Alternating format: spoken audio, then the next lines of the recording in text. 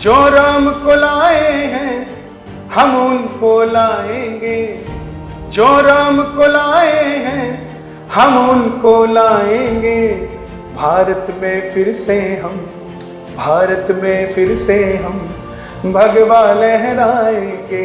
मात्र 6 से 7 मिनट लगे होंगे इस भजन को लिखने में। आपने सोचा था कि ये गाना जो मैंने लिख दिया है, मैंने कि इस भजन को बनाने में 8 से 10 हज़ार रुपए लगे सिर्फ। ਹੁਣ ਮੇਰਾ ਤੁਹਾਨੂੰ ਮਿਲਣਾ, ਤੁਹਾਡੇ ਨਾਲ ਇੰਟਰਵਿਊ ਕਰਨਾ, ਉਹਦਾ ਕਾਰਨ ਹੈ ਕਿਉਂਕਿ ਹੁਣ 2024 ਆ ਰਿਹਾ। ਇੱਕ ਵਾਰ ਫਿਰ ਤੋਂ ਇਹ ਚੀਜ਼ ਸੁਣਨ ਨੂੰ ਮਿਲੂਗੀ। ਹੁਣ कन्हैया मित्तल ने कुछ 2024 ਦੇ ਲਈ ਤਾਂ ਨਹੀਂ ਲਿਖਿਆ कुछ? तो 24 में लिखेंगे, पक्का लिखेंगे। प्रधानमंत्री मोदी जी के लिए लिखेंगे, पहले योगी जी के लिए लिखा था। योगी जी आए हैं, योगी जी आएंगे, योगी जी आए हैं, योगी जी आएंगे। संतों की नगरी को बाबा जी चलाएंगे, संतों की नगरी को बाबा जी चलाएंगे। जिस तरीके से काशी सजाया है, केदारनाथ सजाया है उत्तराखंड में, उज्जैन में महाकाल सजाया है, बद्रीनाथ सजाया है, अमरनाथ की यात्रा को इतना सुगम तरीके से चलाया है, तो उसका धन्यवाद कौन करेगा? जय बद्री विशाल, जय बाबा केदार। पंजाब में आम आदमी के लिए भी गा देंगे। अभी इन्होंने बसों का हमें वादा किया है कि खाटू श्याम जी के लिए 12 जिलों से 12 बसें चलाएंगे। तो जिस दिन चल जाएगी उस दिन भी लिख देंगे, हम आम आदमी के लिए लिख देंगे। मान साहब हमारे जिस तरीके से, अब हाँ, अगर डॉक्टर मनमोहन सिंह जी भी राम मंदिर का फैसला लेकर आ जाते हैं,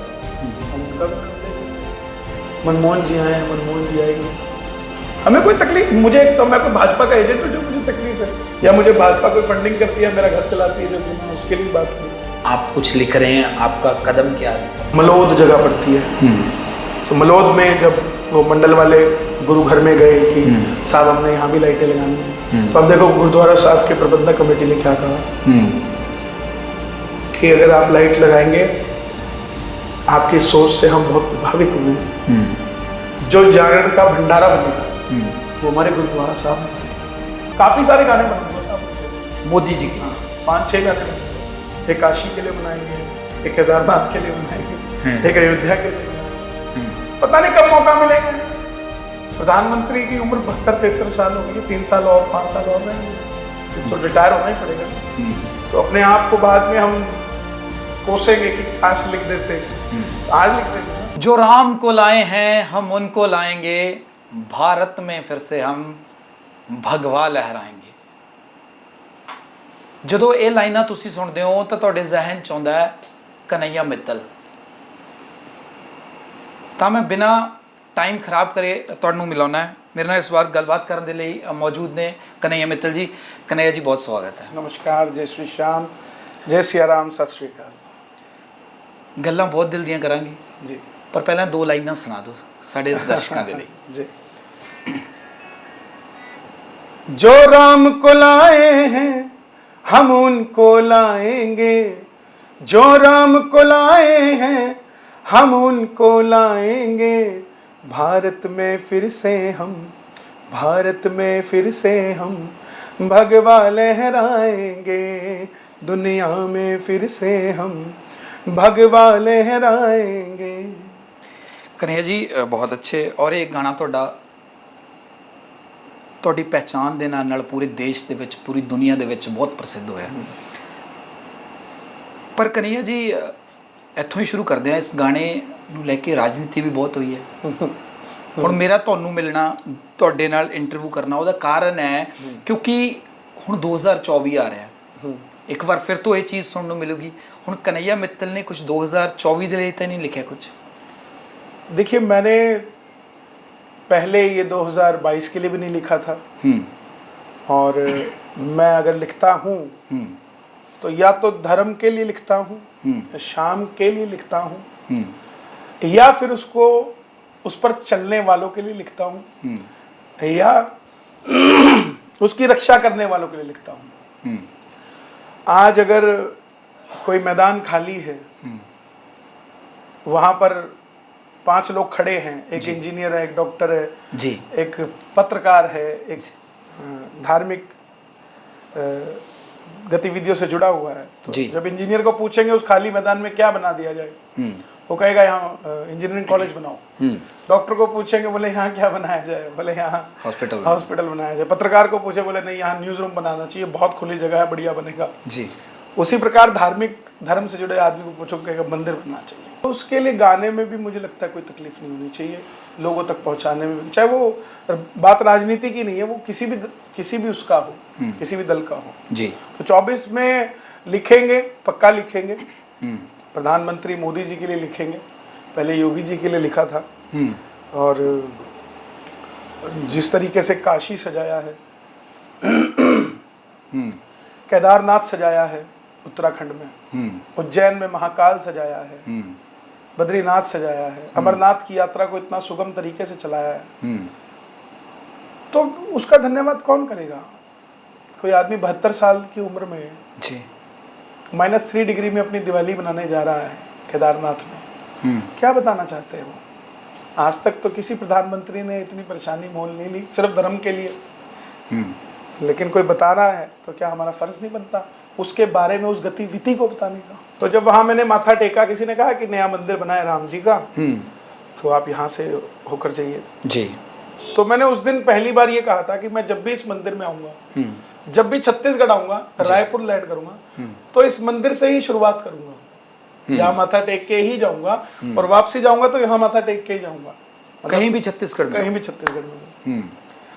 तो मेरे बोलने के बाद शायद राम जी को वो चीज पसंद आ गई हो। मैं दर्शन करके बाहर निकला तो बाहर लोग बातें कर रहे थे चाय वाले के पास कि देखो हम राम को ले आए इतनी तकलीफ के बाद भी।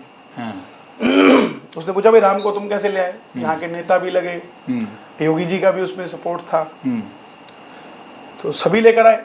तो मेरे जहन ने कहा कि जब कोई नेता यहाँ राम को लेके आ सकता है तो ऐसे नेता तो हमें हर जगह चाहिए जो राम की बात करे, तभी सनातन बचेगा। क्योंकि उस मंदिर से निकलते ही कुछ हालात बने, चीजें कड़ी जुड़ती गई।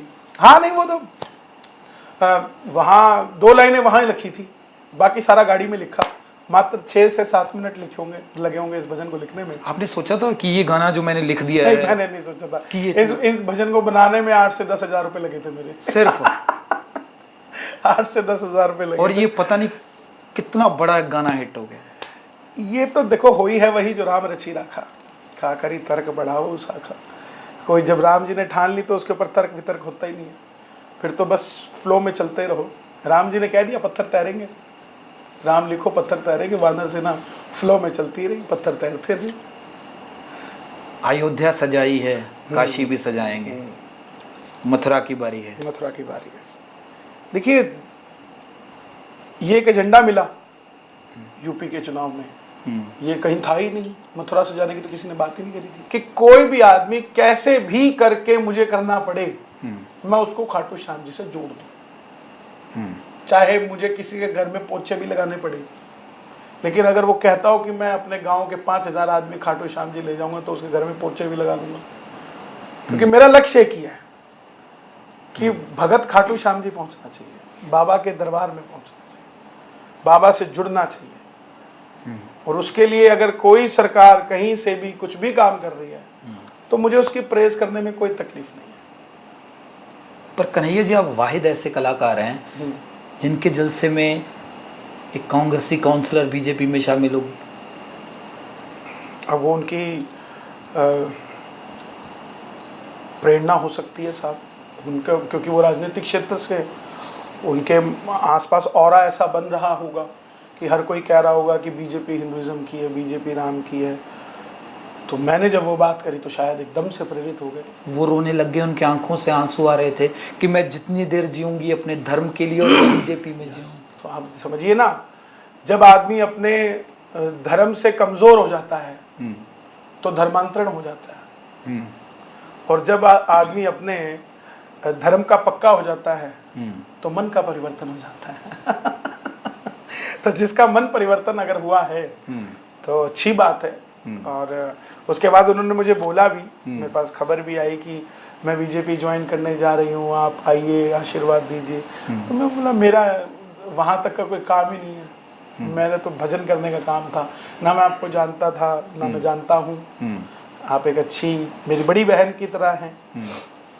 आपका मन परिवर्तन हुआ, आपने बैठ के 3 घंटे मुझे सुना है, तो मेरे लिए तो आप एक भगवान ही है। श्रोता तो हमारे लिए भगवान ही है ना साहब। जो पंडाल के अंदर कोई भी भक्त बैठा है, चाहे वो फलूदा बेचने वाला बाहर क्यों खड़ा है, वो भी हमारे लिए भगवान ही है साहब। उसके कानों तक हमारे भजन जा रहे हैं, वो भी सुन रहा है। भगवान उस पर भी कृपा करे, इतना बड़ा पंडाल वो भी एक दिन सजाए, हम उसके घर भी जाएं। कन्हैया जी, आलोचना से डर नहीं लगता? आलोचना तो आपको काम करना सिखाती है साहब। आईएएस की कोचिंग देने वाले आईएएस नहीं बनते, आईपीएस की कोचिंग देने वाले आईपीएस नहीं बनते। जो आदमी हारा हुआ है वही जीतने का पाठ पढ़ाएगा। जो आदमी हारा है उसी के पास जीत का लक्ष्य है। इसीलिए जो कोचिंग सेंटर में बैठे हैं वो टीचर कहलाते हैं, आईएएस के। आईएएस नहीं कहलाते। तो आलोचनाएं आपको सिखाती हैं।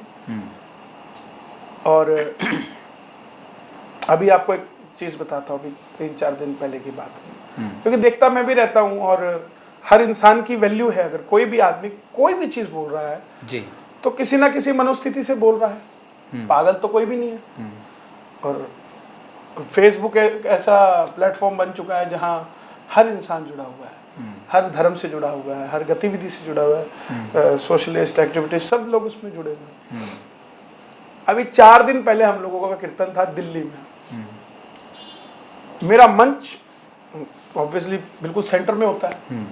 मंच तक पहुंचना एक बहुत बड़ी बात होती है, जो मैं समझता हूँ, क्योंकि आयोजक भी इतने मेहनत करते हैं, बाउंसर्स होते हैं, पुलिस प्रशासन होता है, उस सबको भेद के कोई अगर आपके मंच तक पहुंच गया है, इसका मतलब आपको उसकी बात सुननी है। और दूसरी बात, वो किसी भी अवस्था में है, आप उसके साथ गलत नहीं कर सकते, उसकी बात सुननी ही पड़ेगी। एक लड़का आया 22-23 साल का, मुझे नहीं पता, बाउंसर ने कहा कि सर इसने शराब पी रखी है। ठीक है, तो वो पाँव छूने आया था बस। तो मैंने माइक पे इतना कहा कि ये भी घर में बैठा कहीं ना कहीं लाइव टेलीकास्ट देख रहा होगा, इसका भी मन हो गया होगा मैं भी चला जाऊं। ये आ गया और इसने शराब पी है गम बुलाने के लिए, और दरबार में आ गया है, पता नहीं किस उससे आ गया है। तो लोगों ने कहा कि कन्हैया मित्तल तो शराब प्रमोट कर रहा है कि शराब पी के कीर्तन में आना चाहिए। अब एक बात दो, तीन सवाल उठते हैं, क्योंकि मंच पे हम हैं। अच्छा, वो लोग भी बोलते हैं जो वहां थे ही नहीं। बिल्कुल, कमेंट में तो बहुत लोग अपनी राय रखे, जज बन जाते हैं। अब उसमें एक कलाकार की जो मंच पे खड़ा है, उसकी ड्यूटी क्या बनती है? पहली चीज, लाइव टेलीकास्ट चल रहा है, हजारों लाखों लोग लाइव देख रहे हैं और वहां पर भी हजारों लोग बैठे, क्या उसकी बेइज्जती कर दी जाए वहां 22 साल के लड़के की? दूसरी चीज, अगर उसको प्रताड़ित करोगे तो उसने शराब पी रखी है, पता नहीं क्या कर जाए, आपके मंच तक पहुंच गया जी।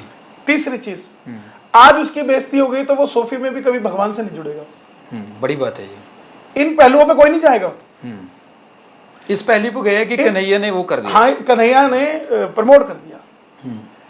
उस समय जब आप खड़े हो तो आप बॉर्डर पे खड़े हो, हर गोली को आपने सहना है, हर आलोचना को आपने सहना है, हर चीज को आपने सहना है। तो आपकी जो बात है कि आलोचनाओं से डर नहीं लगता, आलोचना हमें जीना सिखाती है।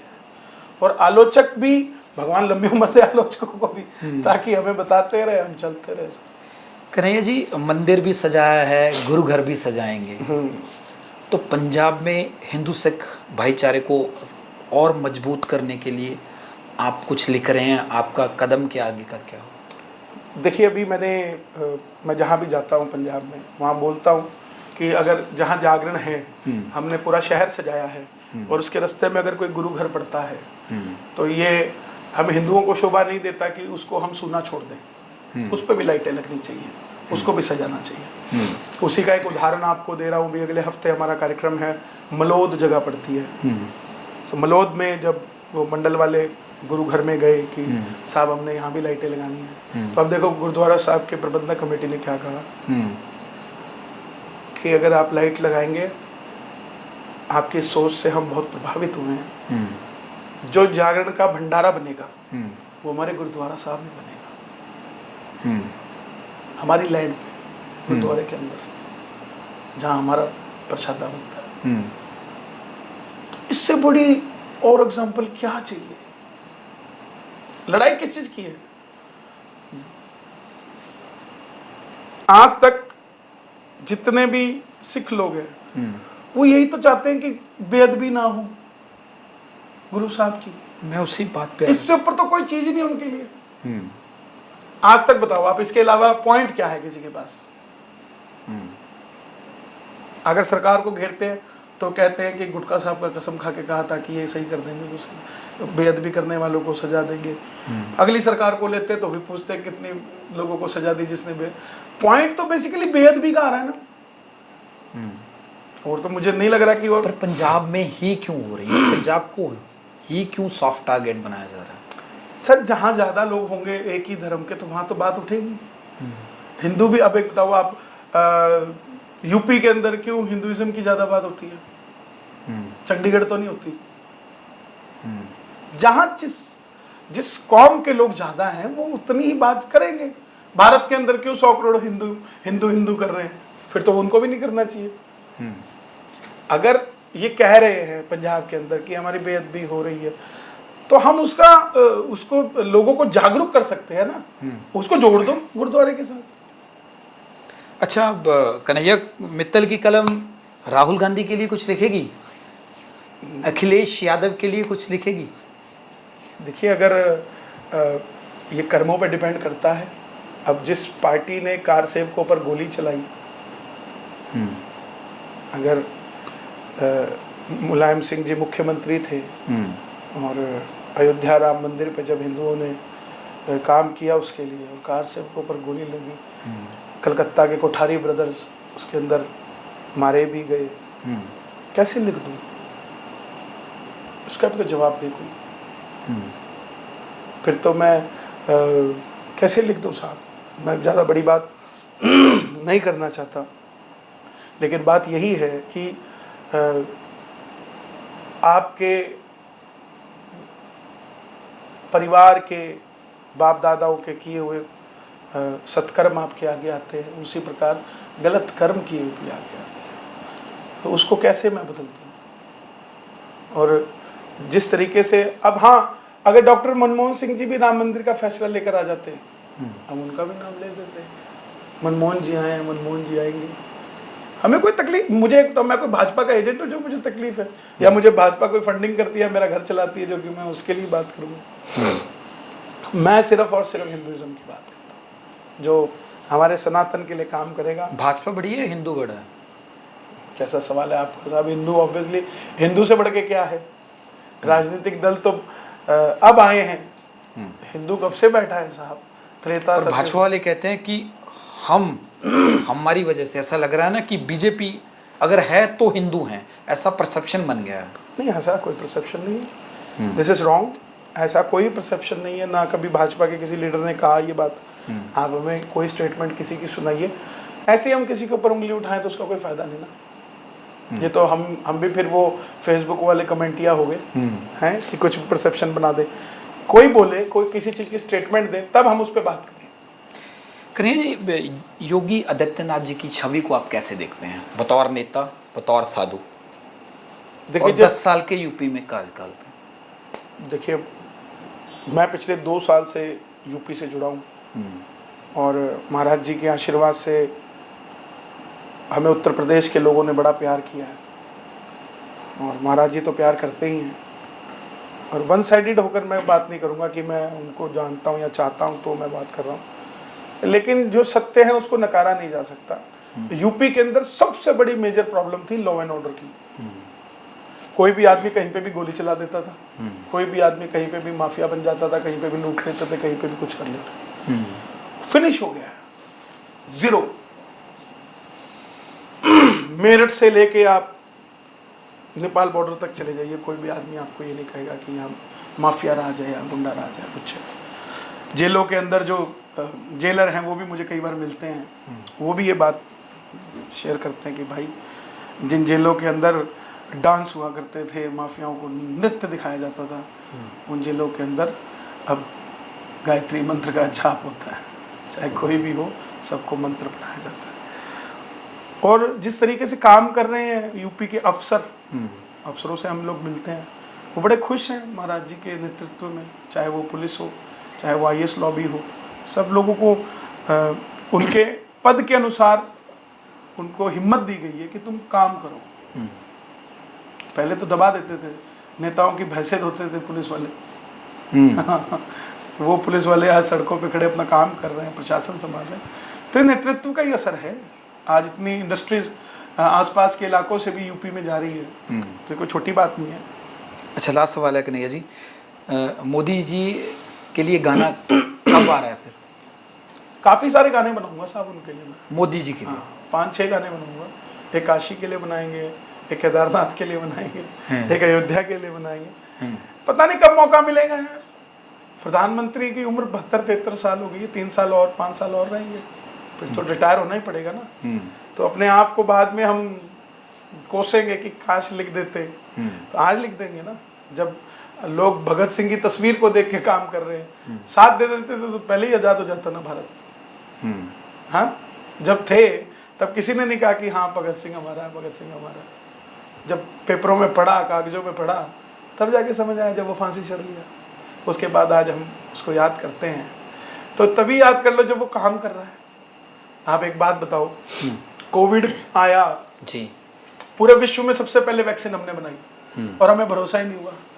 हमने आपस में ही बात करी, पहला तू लगवाला है, फिर मैं लगवाना। ये क्या था? ये मानसिकता ही तो थी हमारी कि हम कुछ नहीं कर सकते।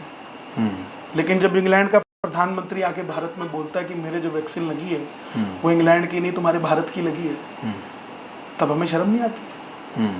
आज जब G20 पूरे देश के अंदर हो रहा है और विश्व के लोग, विश्व के प्रधानमंत्री, राष्ट्रपति भारत के अंदर आ रहे हैं, हमारे दिल को चैन नहीं है। बदनामी के शिखर पे खड़ा कर देते हो आप उस आदमी को, जो आदमी आपके देश के नाम को पूरी दुनिया के अंदर लेके जा रहा है। G20 का जिक्र कोई नहीं कर रहा, कोई नहीं कांग्रेस ही कहता कि हाँ यार बहुत बढ़िया हो गया, देखो पूरा विश्व का लोग यहाँ आ रहे हैं। किसी भी पार्टी का आदमी नहीं बोलता। क्या ये अच्छी बात है? मेरे जहन में एक कन्हैया जी एक सवाल और आ गया जाते जाते। आपने कहा कि मेरठ से लेके नेपाल बॉर्डर तक, पर यूपी की एक और गायिका है, लोक गायिका नेहा सिंह राठौर, वो बिहार की है। हाँ, पर गाती तो यूपी के लिए। कहते हैं यूपी में काबा, वो उन्होंने जो यूपी में काबा गाया है, बहुत सारे सवाल खड़े कर दिए यूपी। उन्होंने अभी बिहार में काबा भी गाया है, फिर उन्होंने दिल्ली में काबा भी गाया है। तो उनको तो हर जगह अगर काबा गाएंगी तो हर जगह सरकारें जवाब देंगी। और देखिए,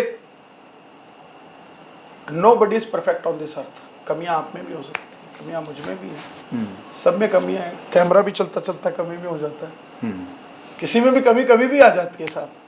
अब कहीं पर खड़ा है कोई आदमी, अगर किसी गली में कोई रेप हो गया है, तो पहले कैसे पता लगेगा कि यहाँ रेप होने वाला है? बताओ कौन सा ट्रांसमीटर है? आतंकवादी का आप बता सकते हो कि आने वाला है, बम का बता सकते हो कि बम फटने वाला है। ये कैसे बता दोगे आप कि यहाँ पर भी चोरी होने वाली है? वो तो जब हो रही होगी उसको तब रोकना पड़ेगा ना। और आप उसी के ऊपर, अब मान लो जिस समय यूपी में काबा हुआ, उसी समय पंजाब के अंदर वो पुलिस स्टेशन पे हमला हुआ, अजनाला कांड हुआ, सेम टाइम था। तो क्या मैं उसके ऊपर गाना लिख दूं? सरकारों का काम है, सरकार को काम करना चाहिए, और उसके लिए मुझे लोगों को उत्साहना नहीं चाहिए कि देखो क्या कर दिया। पॉजिटिव कलाकार हमेशा पॉजिटिव बात करता है, नेगेटिव नहीं करता। हाँ, कहीं ऐसा हो कि बिल्कुल ही अंधेर नगरी है, तब ये कला उठती है और जागरूक करती है, और जागरूक करके लोगों को उस फील्ड तक लेके जाती है। खाटू श्याम जी के लिए 2 लाइनें लास्ट में। हारा हूँ बाबा पर तुझ पे भरोसा है, जीतूंगा एक दिन मेरा दिल ये कहता है। मेरे माझी बन जाओ, मेरी नाव चला जाओ, बेटे को बाबा शाम तुम गले लगा जाओ, हारा हूँ बाबा पर तुझ पे भरोसा है, जीतूंगा एक दिन मेरा दिल ये कहता है। ਬਹੁਤ ਮਿਹਰਬਾਨੀ ਕਨਈਆ ਜੀ ਸਮੇਂ ਦੇਣੇ ਕੇ ਲਈ। तो कन्हैया मित्तल ਦੇ ਨਾਲ ਕੁਝ ਦਿਲ ਦੀਆਂ ਗੱਲਾਂ ਕੀਤੀਆਂ ਗਈਆਂ ਨੇ।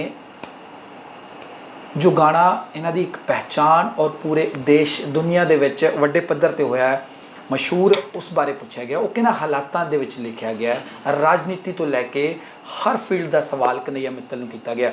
ਪਰ ਵੱਡੀ ਗੱਲ ਇਹ ਸਾਹਮਣੇ ਆਈ ਆ, ਕਹਿੰਦੇ 2024 ਤੋਂ ਪਹਿਲਾਂ ਮੋਦੀ ਤੇ ਕਈ ਗਾਣੇ ਲਿਖਣ ਜਾ ਰਹੇ ਆ, ਕਿਉਂਕਿ ਉਹਨਾਂ ਦੇ ਕੰਮ ਤੋਂ, ਉਹਨਾਂ ਦੀ ਛਵੀ ਤੋਂ ਬੇਹੱਦ ਵੱਧ ਪ੍ਰਭਾਵਿਤ ਆ।